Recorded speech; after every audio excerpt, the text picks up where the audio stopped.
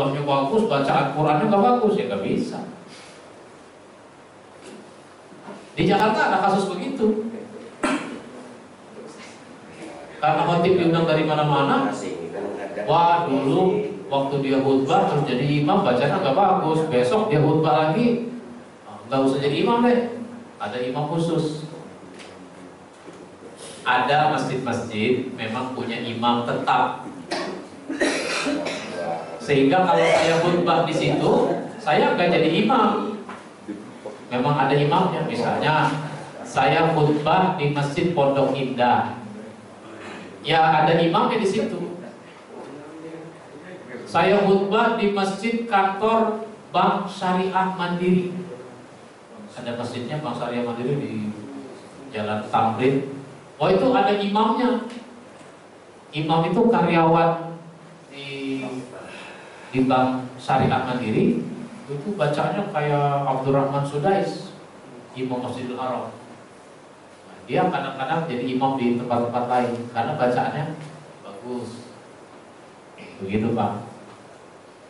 Jadi kalau orang tidak memenuhi syarat menjadi imam, jangan jadi khatib. Baik. Sama kan? Coba. Ada lagi? Ya. Ya, sebentar, Pak. Ini dulu. Nanti temanya yang lain aja. Ya. Bagaimana caranya kalau orang itu batal? Khotib batal. Ya. Khotib batal. Karena saya pekan sama dengan ini anak itu enggak ya. Ya. Betul kan? Bagaimana cara ganti? Ya. Ini sekarang ada pertanyaan model begini. Khotibnya batal. Memang pernah ada yang nanya. Dulu Nabi nggak pernah batal ya waktu jadi khatib itu. Iya, nggak pernah batal. Saya berpendapat ada teman saya yang juga memberi jawaban atas pertanyaan ini. Menjadi khatib itu tidak ada syarat khusus. Syarat sahnya itu adalah berwudu, misalnya suci. Ya memang harus suci karena habis itu dia harus sholat. Tapi seandainya dia batal, khutbah boleh diteruskan sampai selesai. Habis khutbah baru wudu. Makanya masjid itu harusnya punya tempat wudu khusus buat imam, buat khatib.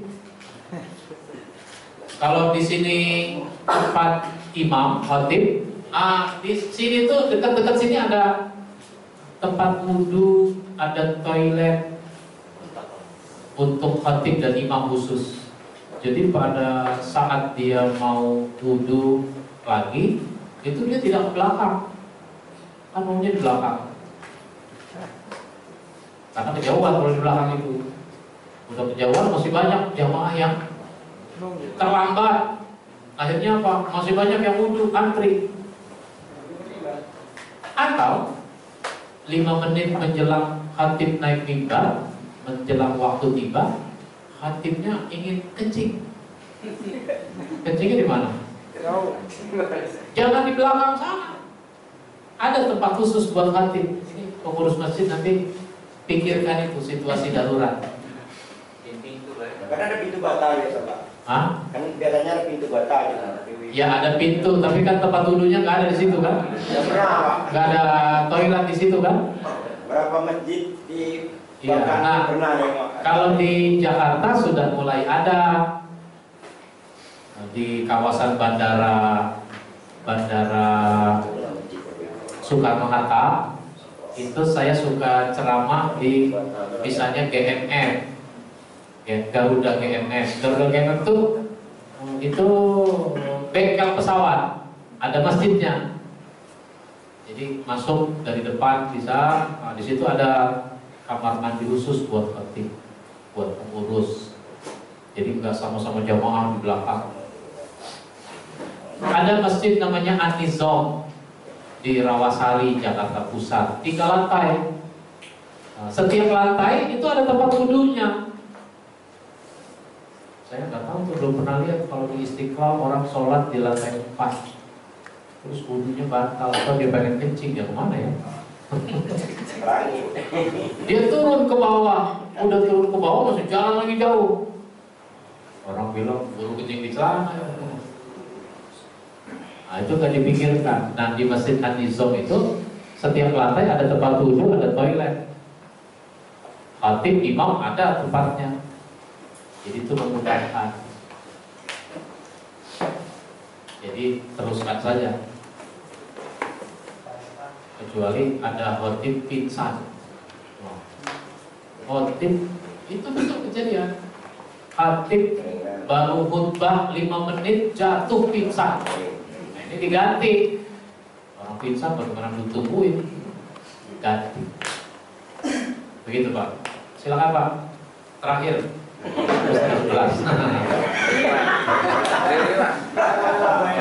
Assalamualaikum warahmatullahi wabarakatuh. Kita mendirikan Jumat itu maksimum harus berapa orang Pak? Ada yang mengatakan 4 orang boleh, ada yang mengatakan 44 boleh. Salat Jumat itu kan yang penting berjamaah. Berjamaah itu kan minimal 2 orang. Cuma masa sih sholat Jumat 2 orang, orang pada kemana? Nah, kita bikin masjid itu kan karena mau sholat jamaah. Masjidnya udah ada, sholat jamaahnya pada nggak mau. Jumat itu sangat penting. Orang seandainya sibuk, ada pekerjaan yang tidak bisa ditinggal, itu batas toleransinya 3 kali. Saya pernah ceramah di Jepang, banyak orang Indonesia di sana. Lalu ada seorang ibu bertanya, Pak Ustadz tadi bilang batas toleransi ke Jumatan 3 kali. Suami saya ini kerja di Jepang, kerja sama orang Jepang. Kalau hari Jumat dia nggak bisa sholat Jumat, bukannya 3 kali, udah bertahun-tahun ke sholat Jumat. Bagaimana nih Pak Ustadz? Nah, saya bilang, Bu, suami ibu udah bilang apa belum? Udah ngomong apa belum kepada bosnya bahwa dia seorang muslim? Kalau hari Jumat jam sekian sampai jam sekian itu harus ibadah Jumat. Dia udah ngomong belum? Belum. Kalau ngomong juga paling gak diizinkan. Yang penting ngomong dulu, Bu. Katanya orang Jepang itu suka menghormati orang lain. Penghormatannya tinggi. Nah ternyata ada ibu lain yang bercerita, kalau suami saya Ustadz ngomong sama bosnya, si Jepang itu, karena dia ngomong sama bosnya malah bilang apa? Kalau begitu, kalau hari Jumat kamu masuk kerjanya habis sholat Jumat.